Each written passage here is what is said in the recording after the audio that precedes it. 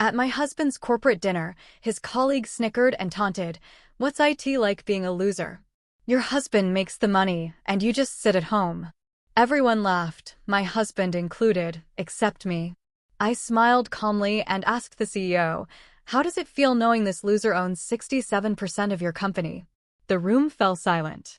His face went pale. Can you imagine spending 22 years of your life pouring everything you have into someone else's success, sacrificing your own dreams, only to have them laugh in your face when a colleague calls you a loser? That night, watching my husband Richard clink champagne glasses in amused agreement with the very man who was humiliating me, that was the exact moment I decided to destroy them all. But I'm getting ahead of myself. Let's rewind to that morning when I was still playing the perfect corporate wife, completely unaware that by nightfall, I'd reveal I owned 67% of their precious company. Every single morning, it was the same ritual. Richard's alarm never woke him anymore. 3 snoozes every day while I slipped out of bed at 5:30 a.m. to begin the elaborate dance of maintaining his life. The kitchen was my first stop, where I'd perform the daily magic of creating his perfect breakfast.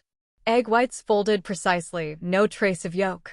Whole grain toast, golden brown but never, ever burnt. Fresh orange juice, pulp-free, because he claimed it affected his digestion. 22 years of this routine, and I swear I could do it blindfolded. "Karen, where's my Harvard tie?" Richard's voice would boom from upstairs at 6:04 a.m., right on schedule.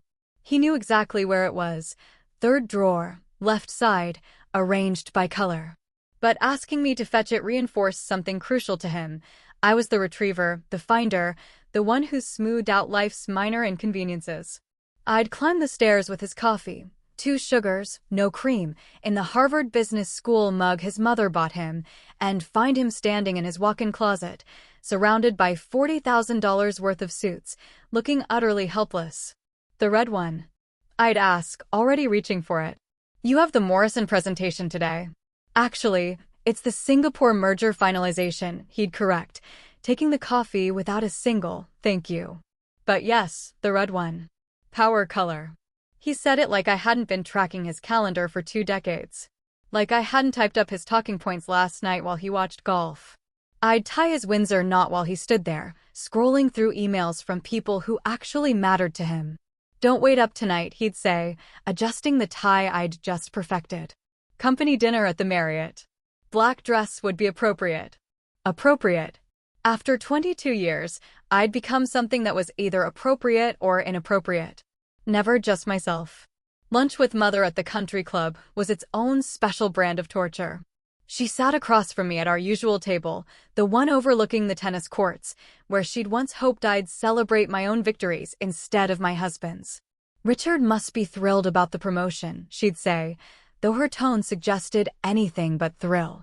"Senior Vice President, your father would have been impressed." My father would have been devastated, actually. He'd sent me to Columbia Business School.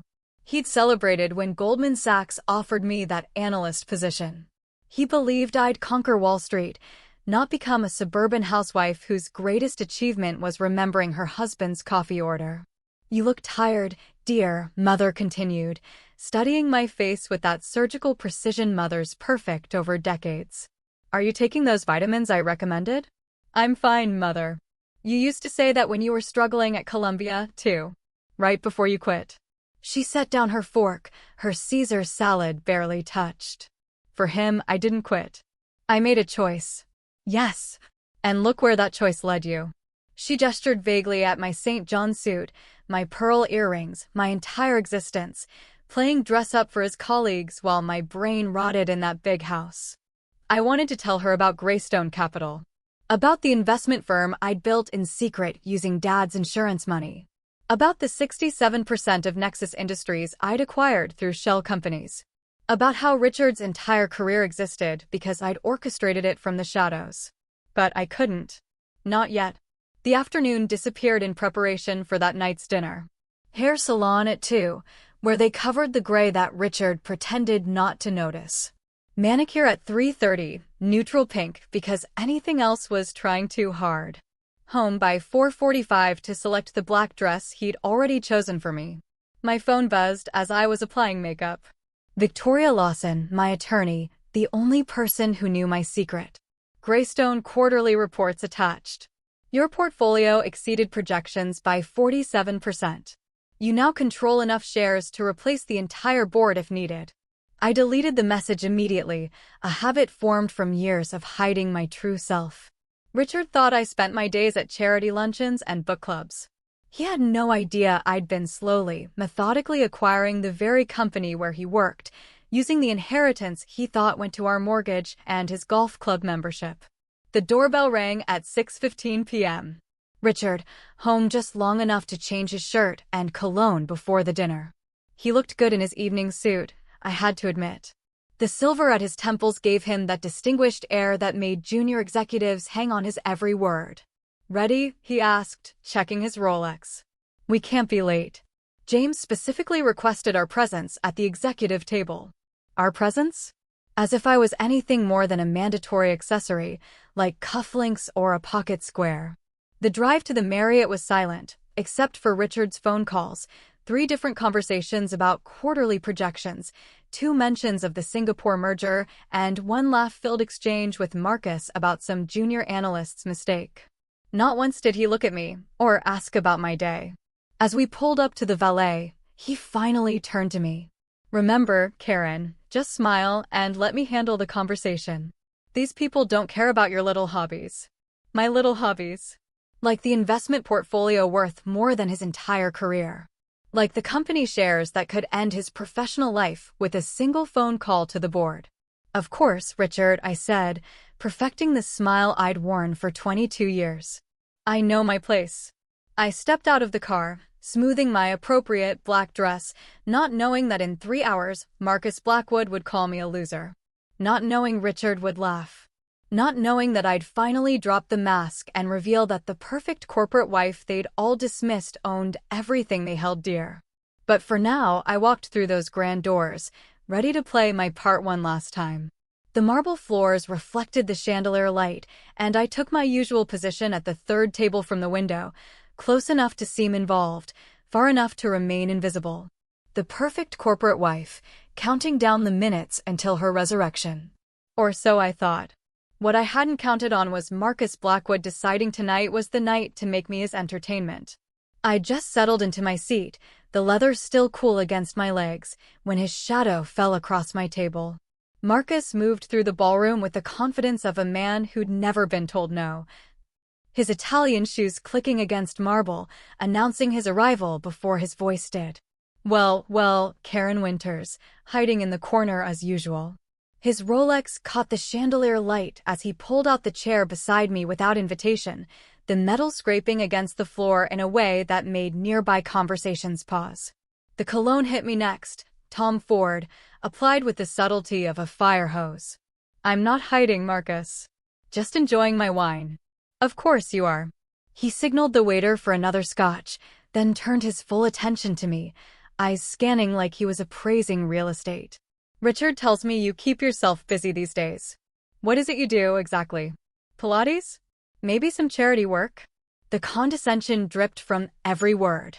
This was Marcus's favorite game, finding the wives at these dinners and dissecting their lives for sport. Last quarter's dinner, he'd reduced Tom Bradley's wife to tears asking about her little pottery hobby. I manage our investments, I said, keeping my voice level. His eyebrows shot up in mock surprise. Investments? You mean like choosing between mutual funds at the bank? He laughed, the sound sharp and grating. That's adorable. Richard's lucky to have someone managing the household finances. Very traditional.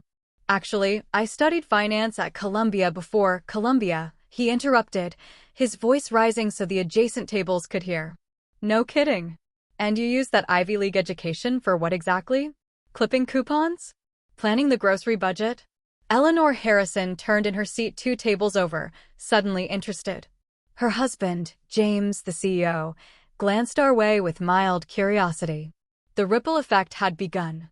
Marcus's voice was better than a dinner bell for attracting attention. Tell me, Karen, he continued, swirling his scotch, the ice cubes clicking like dice in a casino. What's it like? I'm genuinely curious. You wake up every morning in that beautiful Westchester house, paid for by Richard, of course, and then what? Yoga class? Book club with the other wives. Marcus, I don't think, but he was already standing, his voice projecting across the ballroom like he was giving a presentation. Ladies and gentlemen, I'm conducting important research here. The room's attention shifted toward us like flowers following the sun. Conversations died mid-sentence. Even the waiters slowed their movements, sensing drama. I'm trying to understand the modern housewife experience, Marcus announced, gesturing toward me with his glass, amber liquid threatening to spill. Take care in here. Columbia educated, presumably intelligent, and she's chosen to, what's the phrase? Lean out? Opt out. Patricia, Richard's secretary, had her phone out now, probably recording. Two junior executives at the bar had turned completely around on their stools to watch. The question is, Marcus continued, his theatrical performance reaching its crescendo. How does it feel to be a loser? The word landed in the sudden silence like a judge's gavel. I mean, seriously, he pressed on, feeding off the nervous laughter beginning to bubble up from various tables. Your husband earns millions.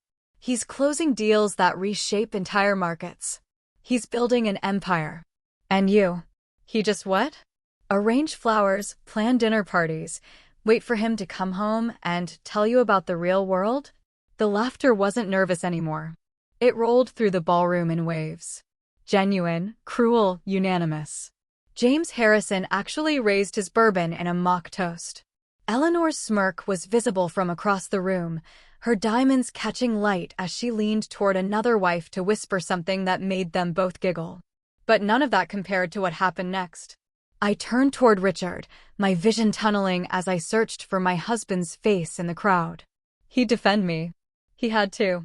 22 years of marriage meant something. The vows we'd exchanged, the life we'd built, the sacrifices I'd made. Surely they counted for something. I found him standing near the bar, his champagne flute raised, his face lit with genuine amusement. Not the polite, uncomfortable smile of someone trying to navigate an awkward situation. Not the tight expression of a husband watching his wife be humiliated. He was laughing. Really laughing. His shoulders shook with it. His eyes crinkled at the corners the way they did when he watched his favorite comedians on Netflix. He clinked glasses with another executive, both of them finding my humiliation genuinely entertaining. The room tilted. Or maybe I tilted. The chandelier light suddenly felt too bright. The laughter too loud, echoing off marble and crystal until it seemed to come from everywhere at once. The word loser bounced around the space, defining me, redefining me, erasing 22 years of existence and replacing it with a single, devastating label. I thought about the two miscarriages Richard never knew about. The first happened while he was in Tokyo closing a deal. I'd bled alone in our bedroom, too afraid to call him and disrupt his meetings. The second occurred during his Singapore merger. I'd driven myself to the hospital, told the nurses my husband was traveling for business, held my own hand through the pain. I thought about the nights I'd spent alone in our king-sized bed while he entertained clients, the birthdays he'd missed, the anniversary dinners canceled for emergency board meetings. The slow disappearance of the woman I'd been at Columbia dissolved into the role of Richard's supporting cast. Marcus was still talking, his voice distant now, like hearing someone through water. Maybe we should start a reality show. Real Housewives of Failed Ambitions. More laughter. Richard's, the loudest of all. My hands had been shaking, but they stopped. My heart had been racing, but it slowed. Something inside me, something I'd buried under years of appropriate dresses and neutral nail polish, suddenly cracked open. The wine glass was still in my hand. I set it down with deliberate precision, the base meeting the table with a soft click. My wedding ring, 3 carats, chosen by Richard's mother, caught the light as I released the stem. For 22 years, I'd been afraid. Afraid of disrupting Richard's career, afraid of embarrassing him, afraid of being too much, too loud, too visible. But sitting there, surrounded by people who saw me as nothing more than a failed ambition, a cautionary tale, a loser, I realized something. I wasn't afraid anymore. The Greystone Capital documents were in my safe at home. 67% ownership of Nexus Industries. Acquired quietly over 7 years through shell companies and private equity maneuvers. Richard's entire career, Marcus's job, James Harrison's CEO position. All of it existed at my discretion. They just didn't know it yet. But they were about to. I stood slowly, my movements deliberate and controlled, smoothing my black dress as I rose. The laughter was still echoing through the ballroom, bouncing off crystal and marble. But something in my posture made Marcus hesitate mid-chuckle. "You're absolutely right, Marcus." My voice cut through the noise like a blade through silk. Calm. Dangerous. I am a loser. He grinned wider, thinking I was admitting defeat, raising his scotch in mock victory. Others leaned in, sensing fresh blood in the water. A loser who owns 67% of your company. The words hung in the air for a heartbeat. Then 2. Then 3. Marcus's glass stopped halfway to his lips. Someone coughed. A fork clattered against a plate. I turned to face James Harrison directly, the CEO who'd barely acknowledged my existence for 7 years. His bourbon was frozen in midair, his face shifting from amusement to confusion. "James, how does it feel to know that the loser housewife you've been laughing at controls Nexus Industries through Greystone Capital?" The silence that followed was absolute. I could hear the soft hum of the air conditioning, the distant clatter of dishes in the kitchen 3 rooms away, the whisper of Eleanor Harrison's silk dress as she shifted in her seat. Richard's champagne flute slipped from his hand. The crystal shattered against the marble floor with a sound like breaking bones, champagne spreading in a golden puddle that caught the light. Nobody moved to clean it. Nobody moved at all. "That's not," James started, his voice cracking. He cleared his throat, tried again. "Greystone Capital is a private equity firm out of Manhattan. We've never met the principals." "No," I agreed, walking closer to his table, my heels clicking with each step. "You haven't. You've met their representative. Every quarter for the past 7 years, you've sent your reports to a post office box in White Plains. You've deposited dividend checks into accounts managed by shell companies. You've accepted board decisions delivered through lawyers who've never revealed their client's identity." I stopped directly in front of him, close enough to see the sweat beading on his upper lip. 7 years ago, Nexus was 48 hours from bankruptcy. My voice carried across the silent ballroom, reaching every corner, every year. Even the waiters had stopped moving, holding their trays like statues. Brennan Corp's hostile takeover was almost complete. Your stock had dropped 70%. 3 major clients had pulled their contracts. The board was meeting every 6 hours trying to find a miracle. James's hands were shaking now, bourbon trembling in his glass. Then Greystone Capital appeared, a bailout offer that seemed too good to be true. $40 million in immediate capital. Restructuring of all debt, new credit lines. The only cost was majority ownership. 67% to be exact. I pulled my phone from my purse, opened an encrypted file, and set it on James's table. The Greystone Capital letterhead was clearly visible, along with my signature as managing director. My money. My terms. My control. Patricia had her phone out, recording everything. 2 executives near the bar were frantically texting, probably their lawyers. Marcus still hadn't moved, hadn't blinked, his scotch suspended in space like he'd been frozen in amber. "Every major decision for the past 7 years," I continued, my voice gaining strength with each word, "every executive hire, every bonus package, every strategic pivot, they all required approval from Greystone. From me." I turned to look at Richard, who was standing in a puddle of champagne, his face the color of old paper. "Including your promotion to senior vice president, Richard. The board wanted to go with outside talent, but Greystone insisted on promoting internally." I insisted. "I thought you deserved the chance to prove yourself." His mouth opened, closed, opened again. No sound came out. "The Singapore merger that made your career? Greystone provided the bridge financing. The Morrison account you're so proud of? I played golf with Morrison myself to seal that deal. You just presented the paperwork I'd already negotiated." "Karen, what? How is this?" Richard's voice was barely a whisper, his executive confidence shattered like the champagne flute at his feet. The Greystone deal saved my career. I was promoted because of that merger. I thought it was a Wall Street firm, a consortium of investors. It was one investor, I said. Your wife, the loser who sits at home arranging flowers.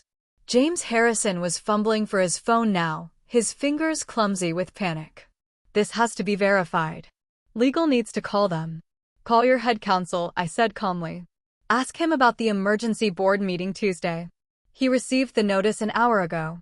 James's face went from red to white as someone answered his call. He turned away, whispering urgently, but we could all hear the response through the phone speaker. Yes, sir. Greystone Capital. They've called an emergency meeting. They have the votes to replace the entire board if they want. Marcus finally found his voice, though it came out strangled. This is impossible. You're just a housewife. You don't even work. I work, I said, turning to face him. I've been working every day for 7 years, building positions, acquiring shares through secondary markets, managing a portfolio worth $800 million. I just did it from my home office while you thought I was at book club. Eleanor Harrison spoke for the first time, her voice shrill with panic. James, what does this mean? The house in the Hamptons, the yacht. It means, I said, picking up my purse with deliberate calm, that the free ride is over. I looked around the room at the faces that had been laughing at me minutes ago. They weren't laughing now. They looked like passengers who just realized their captain had abandoned ship. Enjoy the rest of your dinner, I said, adjusting my purse strap. Monday morning, there will be a full forensic audit of executive spending. Every corporate card transaction, every expense report, every client entertainment receipt. I started walking toward the exit, my heels marking each step like a countdown. Tuesday, emergency board meeting. We'll be discussing new leadership. I paused. Wednesday, Marcus. I turned to look at him over my shoulder. You might want to update your resume. That trip to Vegas last month on the company jet, the one you filed as client entertainment? We have the security footage. The ballroom erupted behind me. Richard calling my name with increasing desperation. James shouting into his phone about legal options. Eleanor demanding to know if they'd have to sell the house. Marcus trying to explain about Vegas. But I didn't turn around. I didn't stop walking. 22 years of being invisible had taught me many things. But the most important was this: the best revenge isn't served cold. It's served at exactly the right temperature, at exactly the right moment, to exactly the right people. The valet brought my car, the Tesla Richard didn't know I owned. And I drove away from the Marriott, leaving my old life in pieces on the marble floor. Behind me, in that ballroom, the kingdom built on my money was already beginning to crumble. The Tesla's autopilot guided me home through empty streets while my phone blazed with notifications. 17 missed calls from Richard, 3 from James Harrison, and 1 from a number I didn't recognize that was probably Marcus. I turned the phone to silent and watched the city lights blur past, feeling something I hadn't experienced in decades: control. The house was dark when I pulled into the garage at 11:47 p.m. No lights except for the thin yellow line under Richard's study door. He'd beaten me home somehow, probably broke every traffic law in Connecticut to get here first. I made myself a cup of tea, not the chamomile Richard bought in bulk, but the expensive oolong I kept hidden behind the flower containers, and climbed the stairs to bed. The sound of papers rustling and keyboards clicking from the study followed me all night. At 6 a.m., I found him exactly where I knew he'd be, surrounded by a hurricane of financial documents. 3 laptops open to different shareholder databases. His usually perfect hair standing at angles that defied physics. Empty coffee cups formed a defensive perimeter around his desk. His Brooks Brothers shirt was untucked, unbuttoned, and had what looked like mustard stains from a gas station sandwich. We need to talk. His voice was hoarse, probably from making desperate phone calls all night. I poured myself coffee from my private stash, Blue Mountain from Jamaica, $70 a pound, and sat in the leather chair across from him. The chair where I'd sat hundreds of times while he explained why he'd missed another anniversary, another birthday, another life moment. Is it true? All of it. I took a long sip, savoring the rich flavor I denied myself whenever he was around. Every word. His hands shook as he pushed a document across the desk, a printout from the SEC database showing Greystone Capital's controlling stake in Nexus Industries. Why didn't you tell me, Karen? We could have been a power couple. We could have run the company together. Think of what we could have accomplished if I'd known. The laugh escaped before I could stop it, sharp and bitter as black coffee. Together, Richard? You told your golf buddies I dabble in investments like it was a cute hobby. You introduced me at last year's Christmas party as someone who used to have career ambitions before she found her true calling as a wife.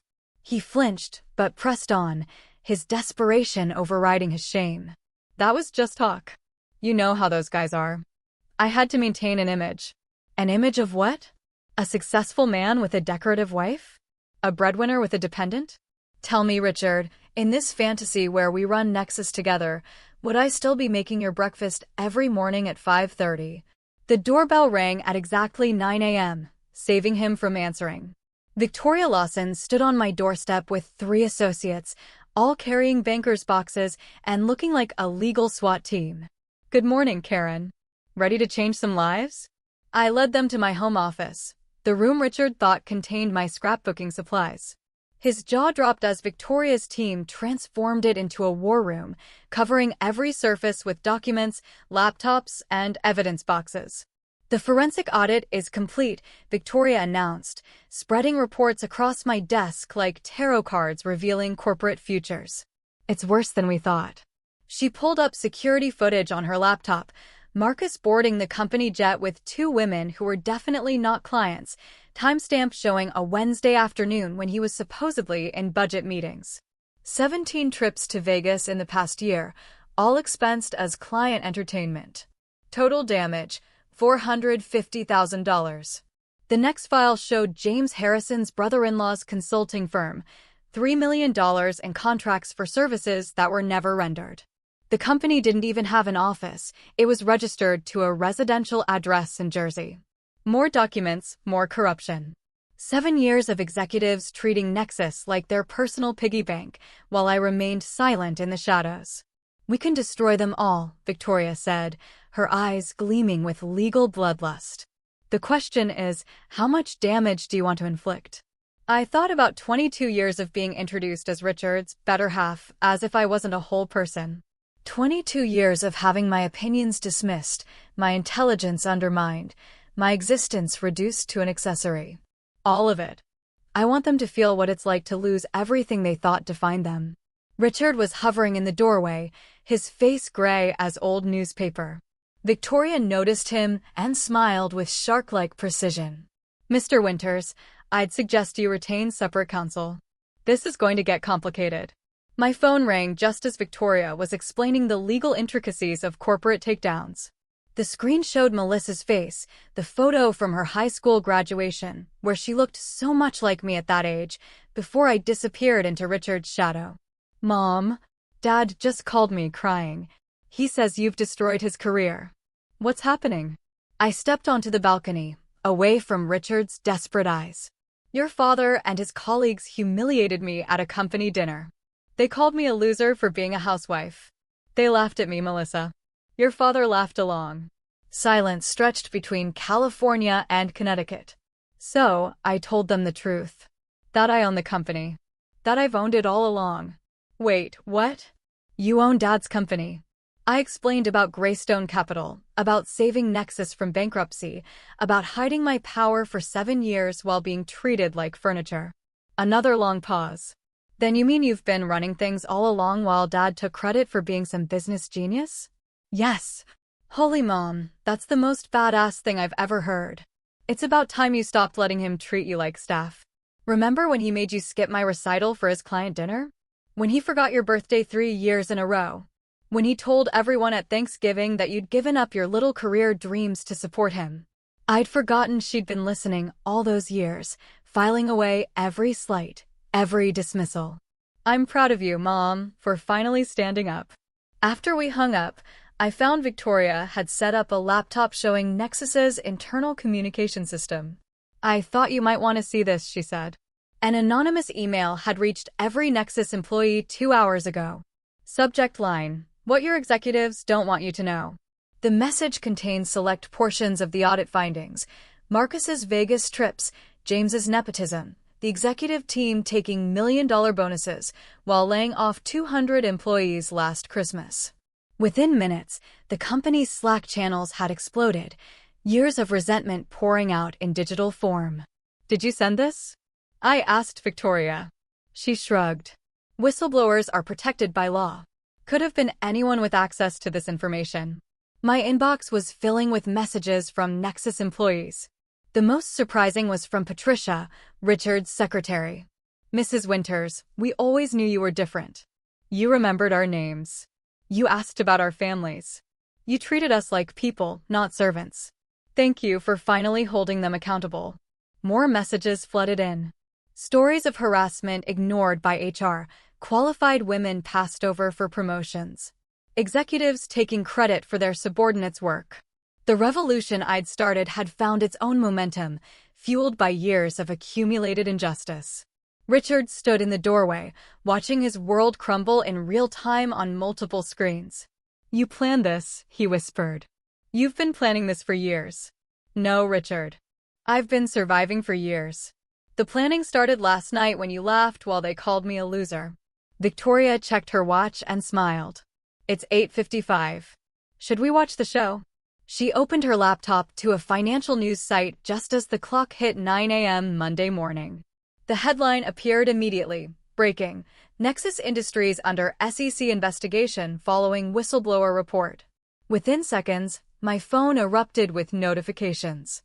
The forensic audit had been delivered simultaneously to every board member's personal email, the SEC's enforcement division, and journalists at the Wall Street Journal, Bloomberg, and Reuters.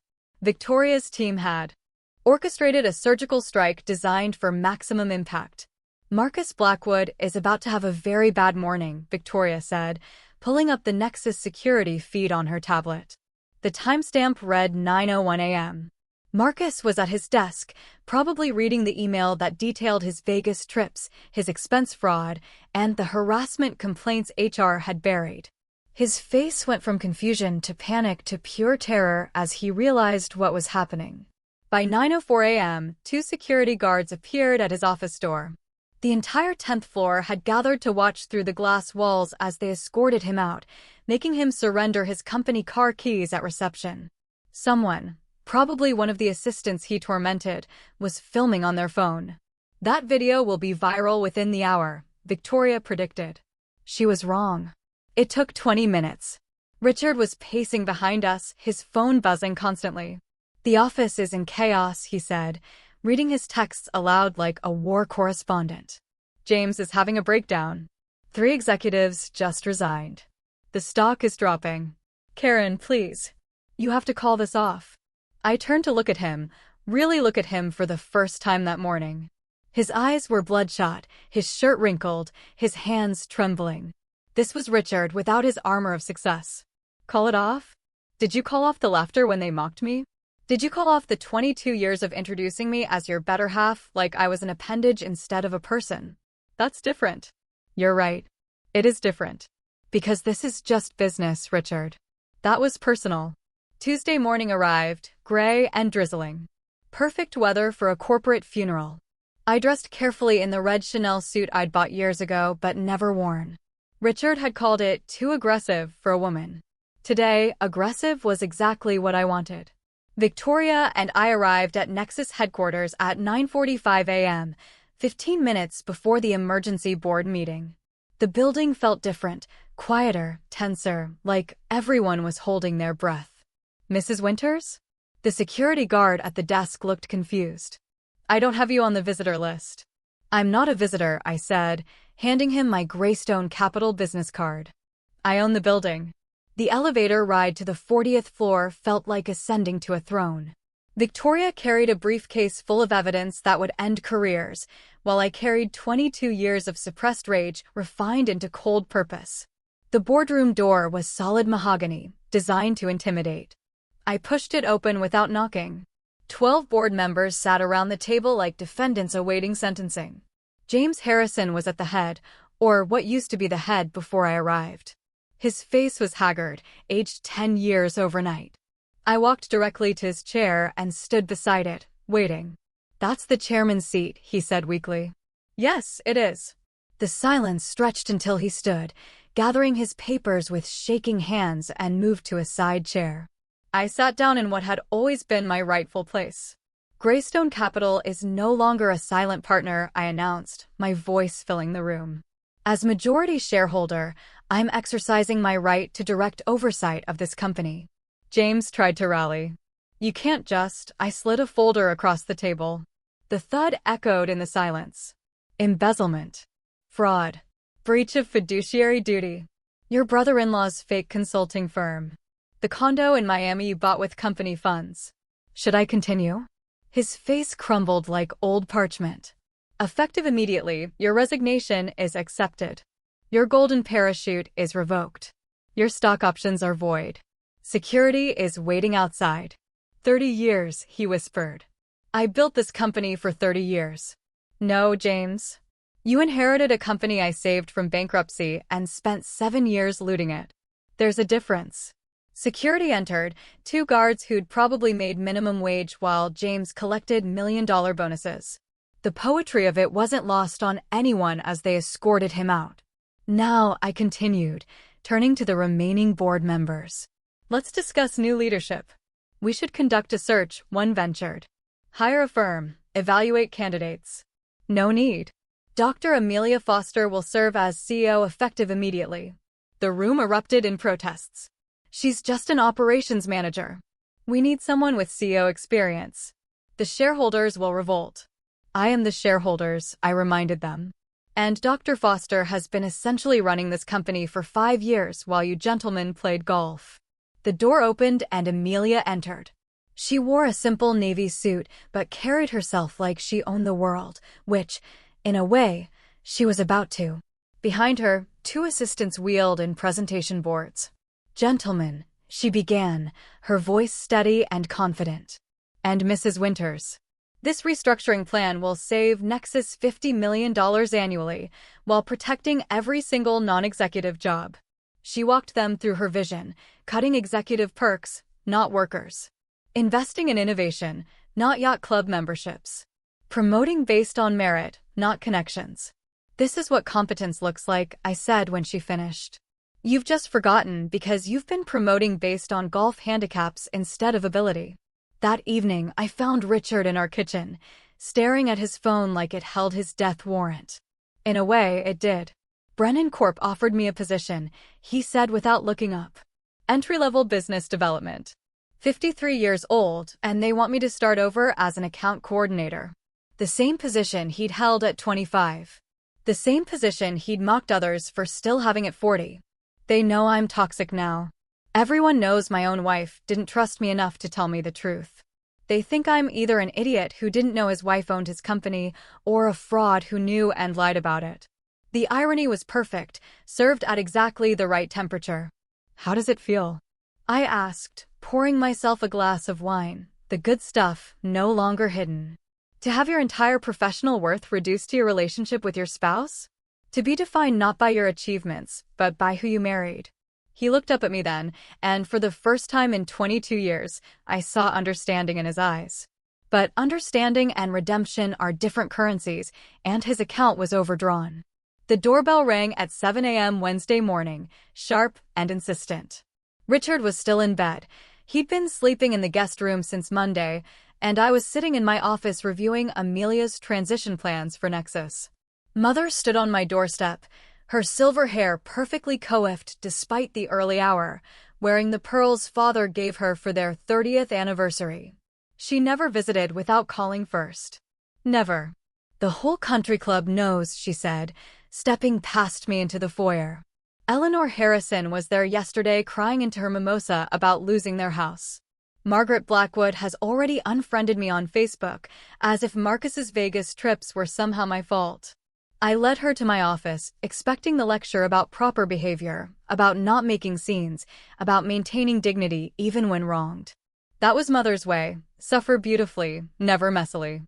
Instead, she sat down carefully in Victoria's chair and pulled a worn manila folder from her purse. Her hands trembled slightly as she opened it. Do you know what these are? I looked closer. My Columbia transcripts showing a 3.9 GPA. The acceptance letter to Harvard Business School that I turned down. The job offer from Goldman Sachs, an analyst position with a starting salary that would be impressive even today. You kept these? I asked. 23 years, Karen. I've carried these for 23 years, waiting for you to remember who you were before him. She spread the papers across my desk, each one a ghost of the life I'd abandoned. You were brilliant. Not just smart, brilliant. Professor Hicks called you the most promising student he'd had in a decade. Goldman fought 2 other firms for you. And you gave it all up for a man who introduced you as his better half, like you were just a fraction of a person. Tears were running down her cheeks now, something I'd only seen twice before, at Father's funeral, and when I told her I was leaving Columbia. When your father died and left that insurance money, $2 million, I thought you'd use it to go back to school, to start your own firm, to become the woman he'd raised you to be. Instead, I used it to save Richard's company. Without taking credit, without even telling him it was your money. You let him think it was venture capital. Let him present himself as the business genius who saved his startup. She grabbed my hand, her grip surprisingly strong. But I'm proud of you now, Karen, for finally fighting back. Your father would be too. We sat there in silence, 2 generations of women who'd been taught to be supportive rather than supported, to be silent rather than seen. Thursday evening, Richard knocked on my office door, the first time he'd ever done that. He was holding a manila envelope and wearing the gray suit I'd bought him for our 20th anniversary. It hung loose on him now. He'd lost weight in the past 4 days. Can we talk? I gestured to the chair, but he remained standing, shifting from foot to foot like a schoolboy called to the principal's office. I've had divorce papers drawn up, he said, placing the envelope on my desk. I'm not contesting anything. You can have it all. The house, the cars, our entire joint portfolio. How generous of you to give me things I paid for. He flinched, but continued. I need something, Karen. Some dignity. Maybe a consultant position at Nexus. A reference letter saying I left for personal reasons. Something that doesn't make me look like a complete failure. I studied this man I'd once loved enough to sacrifice everything for. His shoulders, once broad with confidence, now curved inward. His hands, which used to gesture grandly when telling his stories, hung limp at his sides. You want dignity? I asked. Where was my dignity when you laughed as Marcus called me a loser? Where was it when you told people I dabbled in investments? When you introduced me as someone who used to have career ambitions? That was different. You're right. It was different. You had 22 years to give me dignity, Richard. Every single day, you chose not to. You chose to treat me like an employee, a secretary, a maid with a marriage certificate. Why should I show you mercy you never showed me? He stared at the floor, his reflection visible in the polished hardwood. 2 broken men for the price of 1. Because you're better than me, he said quietly. You always were. I just never wanted to admit it. Before I could respond, we heard a car door slam outside. Melissa's voice carried through the window. She was on the phone, probably with a friend, laughing about something. My daughter, home from Stanford unexpectedly. She burst through the front door with the energy of youth, calling out, Mom. Dad. We need to talk. She found us in my office, took one look at our faces, and her smile faded. You're getting divorced, aren't you? Neither of us answered, which was answer enough. She pulled out her phone, swiping to a photo. Look at this. It was her 5th birthday party. Richard and I, flanking her as she blew out candles on a Barbie cake I'd made from scratch. We were laughing. All 3 of us, genuinely happy in that frozen moment. This was before Dad made senior VP. Before Mom's investments. Before any of the garbage that you think matters, we were happy with less. Melissa, Richard started. No, Dad. You don't get to talk. You laughed while Mom was being humiliated. And Mom, you've made your point. You've destroyed Dad professionally. Marcus is apparently working at a used car dealership. James Harrison is under federal investigation. What more do you want? She looked between us, her eyes, my eyes, blazing with frustration. I don't want to lose my family to revenge. Can't we salvage something? I looked at the photo again. That woman in the picture, she'd already given up Harvard to support Richard's dream. She'd already spent her father's inheritance saving his company. The happiness in that photo was built on a foundation of my sacrifices. Sacrifices nobody else even knew about. That family never really existed, sweetheart, I said gently. It was just me pretending everything was fine while slowly disappearing. Later, at 2 a.m., I wandered through our house like a ghost, haunting my own life. The formal dining room, where I'd hosted countless dinner parties for Richard's colleagues.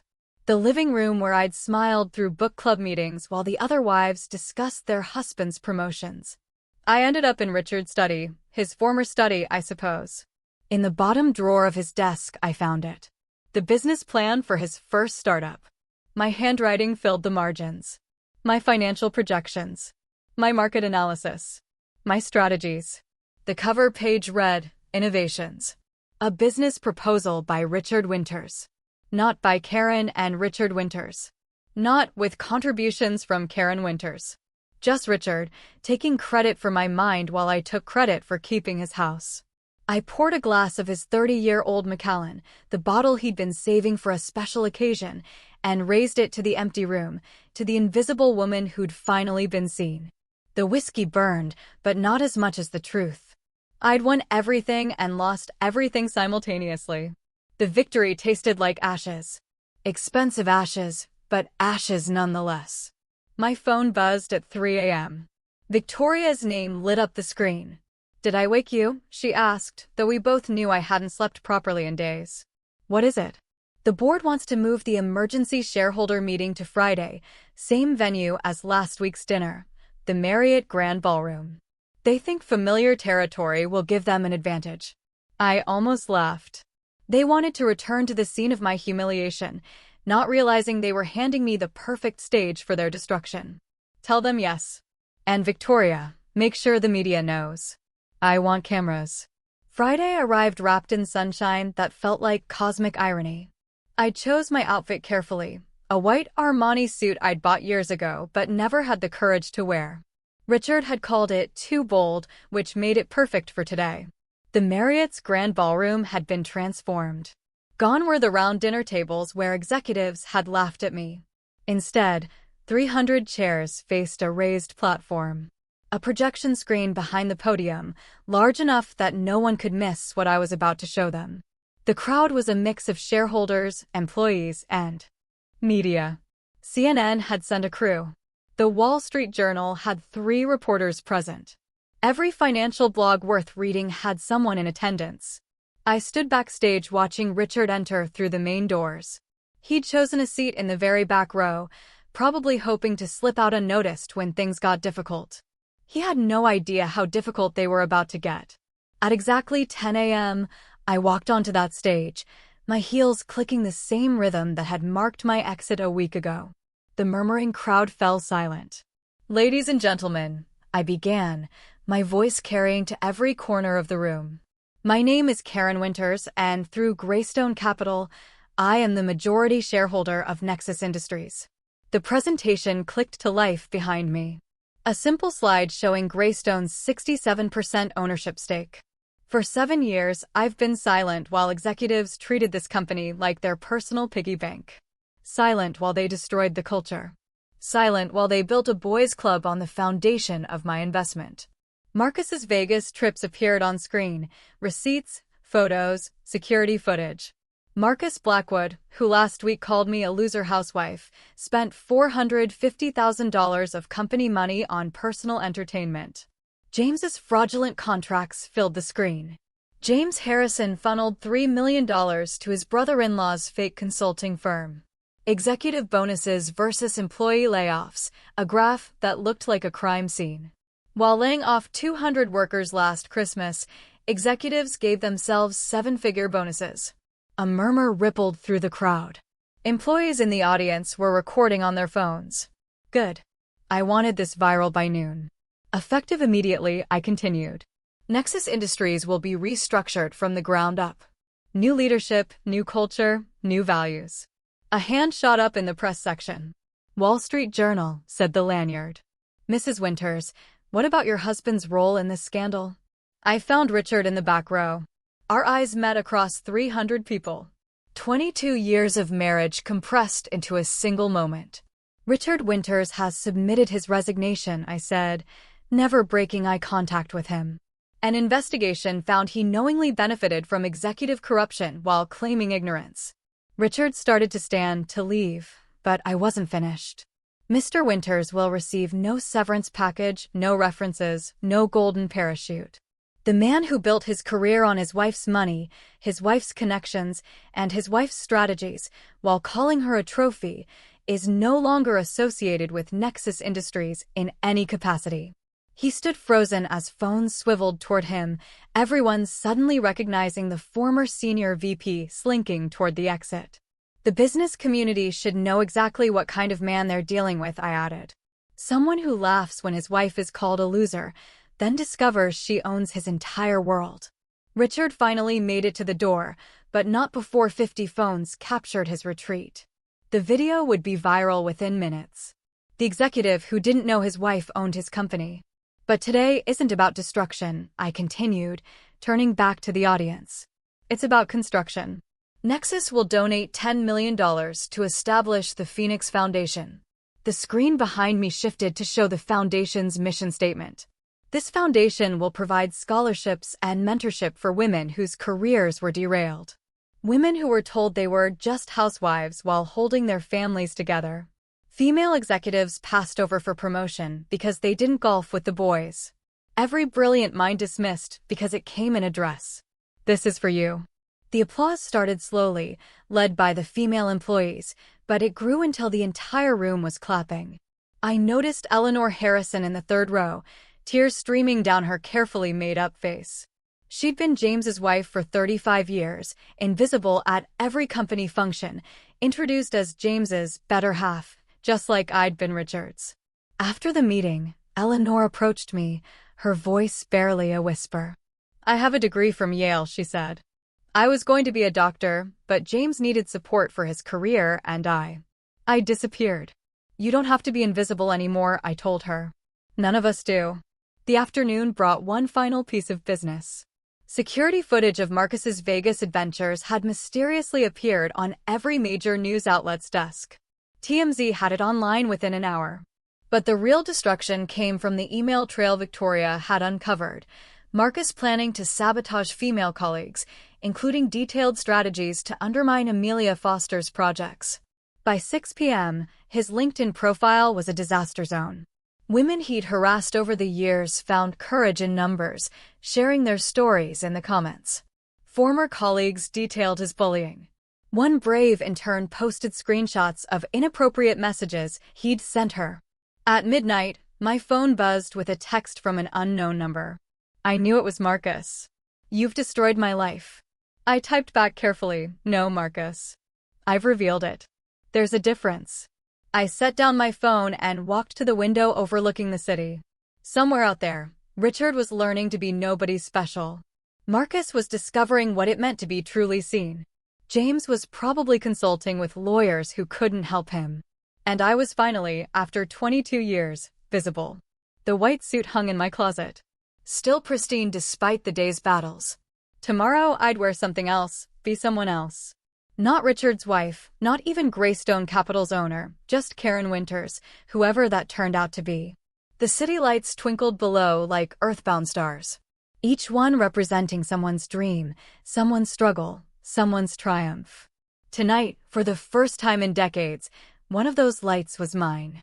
6 months passed in a blur of corporate restructuring and personal reconstruction. October arrived with its familiar chill, and I found myself standing in the transformed headquarters of Nexus Industries, barely recognizing the place where Richard had spent more time than he'd ever spent at home. Amelia met me at reception, her CEO confidence radiating from every gesture. 40% profit increase, she said without preamble, leading me through halls that hummed with a different energy. And we did it while implementing 6 months of paid family leave. The executive floor had been gutted and rebuilt. Gone were the dark wood panels and portraits of white-haired men in suits. The walls now showcase the company's actual builders, the engineer from Mumbai who revolutionized their supply chain. The single mother from Detroit who designed their best-selling product. The former refugee from Syria who transformed their customer service. James's old office? I asked. Nursing room for new mothers, Amelia smiled. We have 14 employees using it regularly. His mahogany desk makes an excellent changing table. The old executive dining room had been converted into an open cafeteria where everyone ate together. No more segregation by salary level. I watched a junior developer sitting with the CFO, both eating the same subsidized lunch, discussing something that made them both laugh. You did this, Amelia said, handing me a folder thick with letters. These are from employees. They wanted to thank you for saving their jobs, for changing the culture, for giving them hope.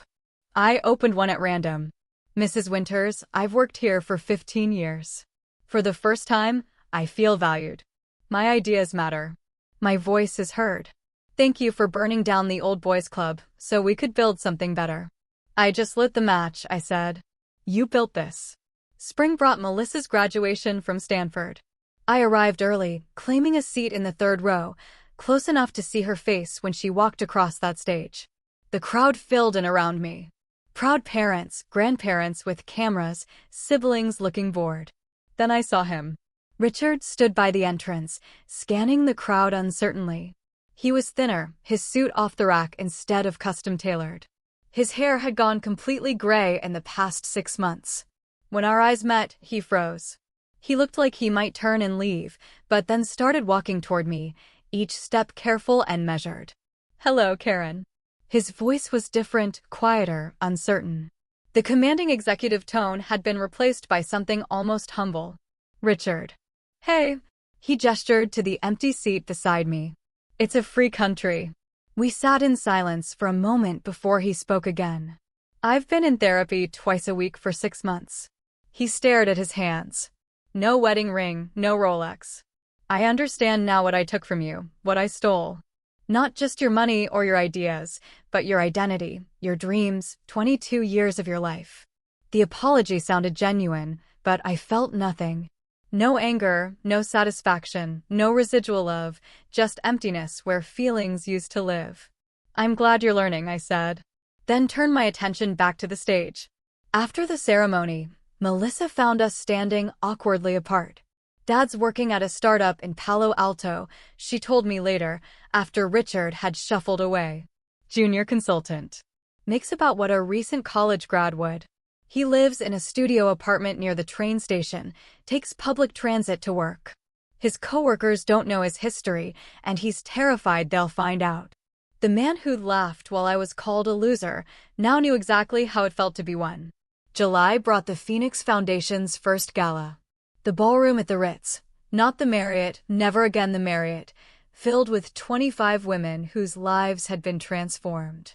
Sarah Chin took the podium first, her hands steady despite the crowd. I was a surgeon at 30. By 35, I was changing diapers and being introduced as just a mom. The Phoenix Foundation gave me the money and confidence to return to medicine. Next month, I start my residency at Mount Sinai. Maria Gonzalez spoke next. I had an idea for a medical device that could help premature babies. For 10 years, I sketched designs between soccer practices and PTA meetings. The foundation's grant let me patent it. We go to market next quarter. Story after story of resurrection. Women who'd been buried under other people's ambitions, finally digging their way back to the surface. You gave us permission to exist again, Sarah told me afterward. To be more than someone's wife or mother. To remember we had dreams before we had families. Their success was my real revenge.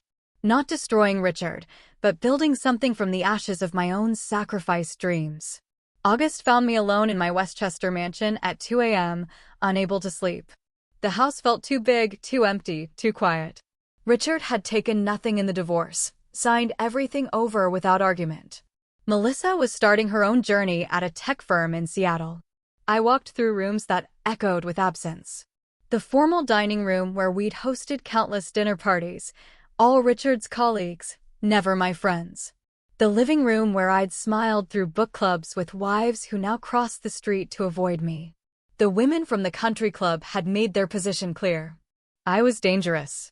A cautionary tale whispered over champagne. Remember Richard Winter's wife? She owned everything all along. Destroyed him completely. They say Marcus Blackwood delivers pizzas now. I poured myself wine, the 2015 Chateau Margaux I'd been saving for a special occasion that never came, and stood at the window overlooking my garden. The roses needed pruning. The fountain Richard had installed for our 20th anniversary gurgled softly in the darkness. I was 62 years old, wealthy beyond imagination, powerful beyond measure, and utterly alone. The friends who'd filled this house had been Richard's friends. The social life I'd maintained had been built around his career. Without him, without the role of corporate wife, I was untethered. Floating in space I'd claimed, but didn't know how to inhabit. My phone sat silent on the counter. No one called anymore except Victoria about legal matters and Melissa to check if I was eating. The women I'd known for 2 decades now feared me. The executives who'd laughed at me now avoided me. I'd won every battle, but lost the war for human connection. Still, as dawn broke over Westchester, painting my empty mansion in shades of gold and possibility, I thought about that night at the Marriott. Marcus calling me a loser. Richard's laughter mixing with champagne bubbles and chandelier light. The moment I decided to stop being invisible. The price of visibility was isolation. The cost of revenge was loneliness. But as I raised my glass to the sunrise, toasting another day of freedom, I knew the truth. I'd do it all again. Because being feared and alone was still better than being loved and invisible. This story of corporate revenge definitely had me on the edge of my seat. What was your favorite moment in Karen's incredible journey? And tell me honestly, if you were in her shoes, would you have done it all again, even knowing the price? Let me know in the comments below. I read every single one.